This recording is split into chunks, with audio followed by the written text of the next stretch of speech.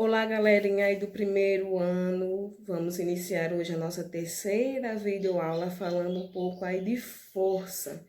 Estou gravando esse vídeo de manhã, então desconsidere aí qualquer ruído, barulho, principalmente dos passarinhos. Normal, né? Barulhos externos, então vamos desconsiderar. Continuando, disse a vocês que vamos iniciar hoje o assunto de força, que está na página 45 do livro de vocês, certo? Força. Ele diz aí, né, se vocês forem dar uma lida no início do livro, que força, quando a gente fala de força, a gente fala de coisas relacionadas ao nosso cotidiano, como ter força de vontade, você terá forças para vencer tal obstáculo, coisas abstratas, né?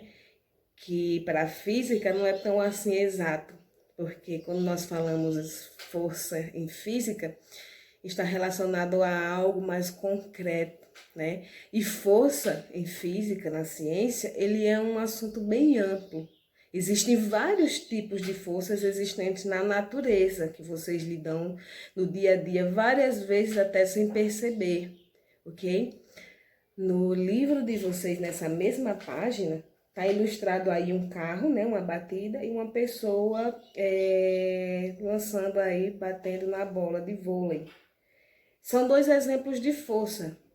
Força, para que exista força, tem que ter a interação de dois ou mais corpos. Não tem como você exercer força sozinho, não é isso? Tem que ter interação de dois ou mais corpos envolvidos no exemplo. Primeiro fator para que exista a força. A força ela pode deformar momentaneamente ou definitivamente. Por exemplo, no caso dessa bola de vôlei, ela se deforma, mas ela volta ao normal. Graças à força exercida pela mão do jogador, ela se deforma, mas momentaneamente. Ou a força também ela pode deformar objetos definitivamente, como é no caso do carro. Ele bate, se deforma e não volta mais ao normal, a não ser que um trabalho seja feito aí em cima, não é isso? Então, força ela pode deformar objetos momentaneamente ou definitivamente. Força pode alterar também a aceleração de objetos. No caso da bola de vôlei, a bola está vindo, o jogador rebate, ela deforma, né? Uma das características da força. Segunda característica, quando ela deforma, o jogador atribui a ela uma força e faz com que ela acelere para o outro lado, para o jogador oponente. Então, a bola ela muda de direção, muda de sua velocidade, sua aceleração. Então, é outro fator que a força tem, outra característica. Ela pode deformar, ela pode também alterar a velocidade. Força também pode anular outra. Como assim força pode anular outra? Forças em equilíbrio fazem com que objetos, forças em equilíbrio não, forças iguais, perdão, faz com que objetos fiquem em equilíbrio. Como assim? Vou pegar aqui um controle só para ilustrar. Se eu aplicar uma força aqui de 2 newtons e uma força aqui de 1 newton, essa aqui que é maior vai fazer com que o meu objeto se movimente para um lado. Porém, se essa força for de 2 newtons e essa também for de 2 newtons, as duas iguais, agindo um do lado do outro, fará com que o objeto não saia do lugar. O objeto ele fica em equilíbrio. Então, força também faz com que objetos fiquem em equilíbrio, porém, tem que ser forças iguais. Então, no livro de vocês, o conceito de força está aí, ó, na página 44. Eu falei inicialmente 45, mas 44. Força é uma grandeza vetorial que resulta na interação entre dois corpos, é isso que eu falei a vocês, ou mais. E pode ter como consequência a mudança no estado de movimento, a mudança no formato físico, que é a deformação, ou a anulação de outras forças, equilíbrio. A força, gente, ela é representada pela letra F, maiúscula, e a sua unidade de medida é um N de newtons, ou seja, toda vez que você for calcular a força, você coloque um N maiúsculo no final, que é a sua unidade de medida. Força é uma grandeza vetorial. Lembra? Em vetores? Ou seja, tem sentido, módulo e direção. quando nós calculamos, a gente encontra o módulo, que é o valor, é o cálculo. Mas a gente pode também saber em que direção aquela força foi aplicada. Por exemplo, quando você puxa uma cadeira, você sabe em que direção e sentido ela está sendo aplicada. Se é na vertical ou na horizontal, se você está empurrando para a direita ou para a esquerda. Entende? Então, força é uma grandeza vetorial, que além de você ter um módulo, você também pode dizer em que sentido e direção essa força está sendo aplicada. Ok? Continuando, na página 45, medida de força. Existe um aparelhozinho que faz a medição da força, né? Que é o dinamômetro. Existem dois tipos de dinamômetro, que é o da mola comprimida e o da mola estendida. O da mola comprimida já está dizendo, é onde a gente fica em cima e a mola se comprime. Então, é muito usado em balanças de farmácia, por exemplo. Aí é que vem aquela coisa que confunde um pouco nossa cabeça, não é? Ali, aquela medição é a massa, não é isso? Nossa massa, por exemplo, eu vou lá me pesar, que na física é errado se dizer isso, porque peso é uma força, força-peso. Eu vou lá, vamos supor, 68 quilos é a minha massa. O meu peso, se eu tenho 68 quilos, fica aproximadamente 680 newtons, porque peso é força. Peso é dada pela equação, que a força-peso é igual a massa vezes a aceleração da gravidade, que é 9,8, que a gente sempre arredonda para 10. Então, por exemplo, se sua massa é de 50 quilogramas vezes 10, 500. Mas aí já é outro caso, certo? Então, existem dois tipos de dinamômetro, da mola, que ela se comprime, e o que ela é estendida, que tem aí também no livro de vocês um exemplo de objetos que é preso a essa mola. Ela se estica, não é? Ela é distendida, esticada, puxada para baixo, e com isso nós conseguimos também fazer a medição. Então, gente, aí é dois exemplos de dinamômetros que nós podemos achar no nosso cotidiano que pode medir, né, a força. Agora vamos para a classificação das forças. Primeiro tópico, a gente encontra na página 46, classificação das forças quanto ao tipo de interação entre corpos. Tipo de interação entre corpos. Existem dois tipos de interação para que exista força. A primeira, de contato, e a segunda, que não exigem contato. Como assim? Por exemplo, para você puxar uma cadeira, você não precisa tocar nela? Então, o tipo de interação aí foi de contato. Para você empurrar um móvel, para você pegar algo, para você levantar algo, você precisa que exija contato.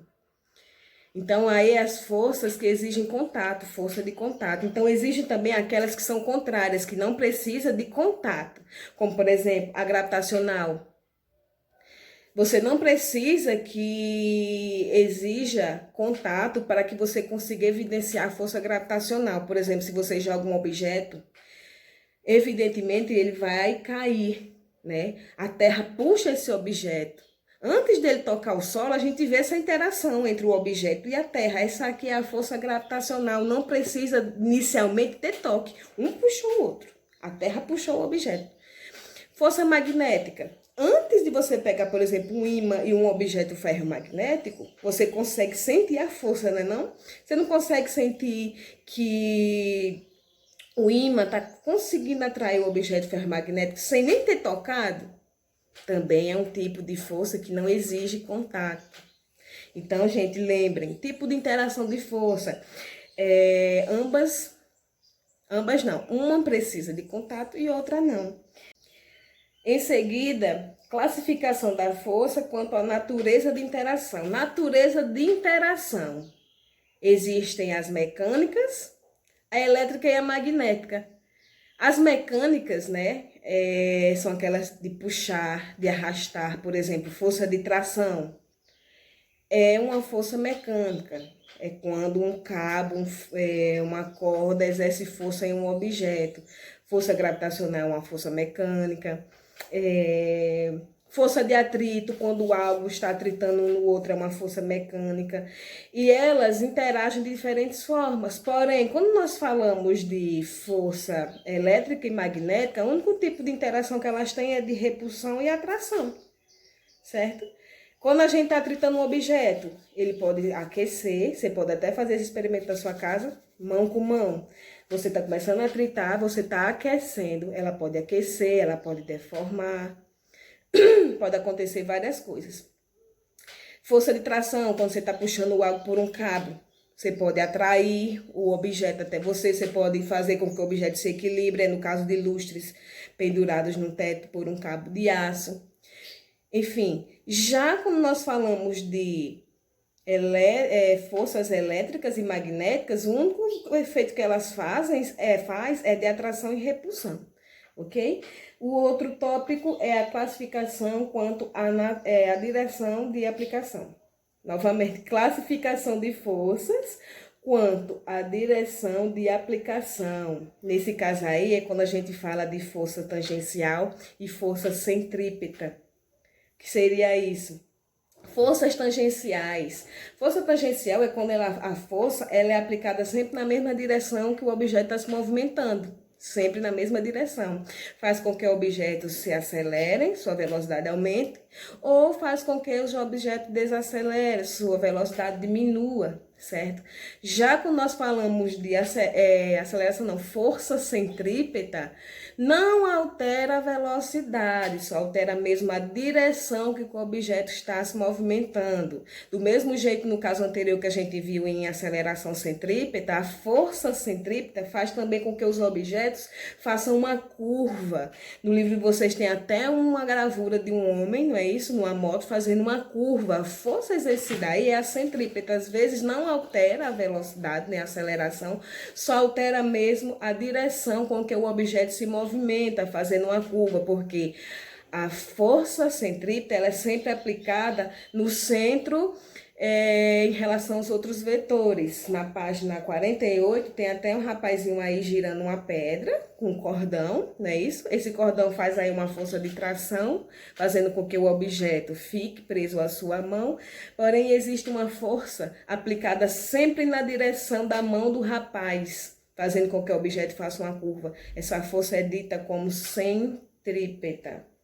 Força resultante. A força resultante é a junção de todas as forças, somatória de todas as forças.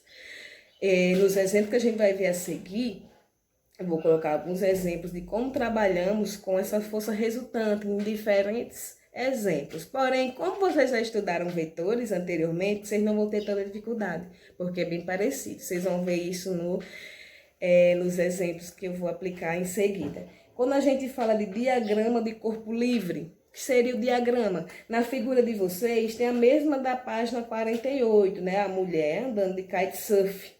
E tem um diagrama aí, pelos eixos X e Y. Diagrama, a gente tentou as forças que estão sendo aplicadas nesse exemplo, né? Nesse único exemplo eu consigo identificar 1, 2, 3, 4 tipos de força.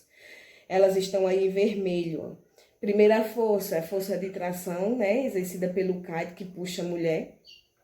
A força peso, que puxa ela para o centro da terra. A força de atrito, que é entre ela e a água. E a força normal para cima, que está sendo exercida pela água. Então, quando a gente fala de diagrama de corpo livre, são um esquema de todas as forças que nós conseguimos identificar num exemplo, em uma situação, ok? Espero que vocês tenham gostado. Agora vamos aos nossos exemplos de aplicação de força resultante. Bora lá, pessoal do primeiro ano, alguns exemplos de força, né? Como nós podemos calcular força resultante. É simples porque alguns desses exemplos aqui vocês já viram introdução a vetores, que foi até uma das nossas aulas que nós tivemos presenciais. Então, dá pra gente dar uma relembrada, certo? Determina a intensidade da força resultante em cada sistema, que eu coloquei 3, nessa questão 1, A, B e C. No primeiro, a força resultante de uma força aplicada De um lado e do outro, de um lado 4 newtons, de outro 1 newton. A gente viu já em introdução a vetores que quando nós temos dois vetores de lados opostos, a gente subtrai, não é isso? Então, para eu calcular a força resultante nesse caso aqui, como é que eu faria? 4 menos 1. Logo, nesse primeiro exemplo, a minha força resultante é 3 newtons. Letra B. Quando ambas as forças estão do mesmo lado, no caso aqui, todas as duas estão para o lado direito. Então, a gente faz uma somatória. 2 mais 8, que dá 10 newtons. Nesse outro caso, que nós temos dois vetores fazendo um ângulo de 90 graus, a gente faz por Pitágoras. Lembra? Pega todos os valores, coloca em quadrado. No final, coloque o valor que você achou em raiz quadrada e tenta achar a raiz. Se ela não der exata, coloca aproximadamente. Nesse caso, eu tenho 5, então fica 5 ao quadrado mais 3 ao quadrado. Em seguida, eu resolvo. Força resultante ao quadrado é 5 ao quadrado, 25. Mais 3 ao quadrado, 9, não é isso? Então, minha força resultante ao quadrado, eu já posso tirar esse quadrado aqui, ó, e transformar ele em raiz. Certo? Transformar ele em raiz. Esse quadrado aqui da força resultante, ó, veio para o outro lado em forma de raiz e já deixa de existir aqui no início. Ok? Então, ficaria 25 mais 9, no caso, 34. Não é isso, pessoal? Raiz aproximada de 34. Então, raiz de 34 dá aproximadamente, aproximado, né? 5,83 newtons, aproximado porque dá um valor maior. Tem vários números após a vírgula, coloquei só 2. Segundo exemplo, determine o módulo da força resultante. Também é para vocês acharem a força resultante, só que nesses dois casos em particular. Esse daqui vocês já viram também anteriormente. Esse segundo é que vocês não viram, mas é bem parecido com o primeiro, que vocês viram em Introdução a Vetores nas nossas aulas presenciais. Primeiramente, quando eu tenho um vetor, um oposto ao outro, do jeito que eu fiz aqui, ó, eu tenho que fazer um menos o outro. E esses dois aqui, eles estão no eixo X, por isso que eu coloco aqui, ó, força em X. Então, ficaria 2 menos 1, que dá... Colocar aqui que fica melhor. 1 newton. Ou seja, 2 menos 1. Eu tenho que fazer por partes. Quando eu resolvi os vetores que estão no eixo X, vai me sobrar o que está no Y. Com isso, gente, eu fico como se tivesse dois vetores perpendiculares fazendo 90 graus igual a esse. Se o de x deu 1, me sobrou o de y, que é 3. Então, eu faço por Pitágoras. Então, 3 ao quadrado mais o 1 que deu no eixo x, 1 ao quadrado. Depois, eu resolvo do mesmo jeito que eu fiz anteriormente. 3 ao quadrado, 9. 1 ao quadrado, 1. Então, a minha força resultante será... Vou colocar aqui embaixo. Eu já vou também tirar da raiz, certo? Raiz de 10, que dá aproximadamente, colocar aqui aproximado, certo, pessoal? Aproximadamente 3,16 newtons, ok? Esse caso aqui é quando eu tenho 2 no eixo X e um só no Y. Porém, nesse caso aqui, eu tenho 2 no X e 2 no Y. Eu vou fazer separado. Eu vou primeiro achar os que estão em X e vou subtrair. Quais são os que estão no X? 3 e 2, não é isso? Então, coloca aqui, ó. 3 menos 2 igual a 1 newtons. Qual é o que está no Y? 2 e 4. Então, 4 menos 2 igual a 2 newtons. É como também só me restassem dois vetores na perpendicular, que eu tenho que fazer também por Pitágoras no final. Então, vai ser 1 ao quadrado, que foi o que você achou no eixo X, e mais 2 ao quadrado, que você achou no eixo Y. Resolvendo, ficaria força resultante ao quadrado igual 1 ao quadrado, 1. 2 ao quadrado, 4. A minha força resultante, tirando esse quadradinho aqui logo e transformando ele em raiz, raiz de 5, que dá aproximadamente 2,23. Aproximado, certo? Esses são os exemplos de hoje. Bons estudos e aproveitem.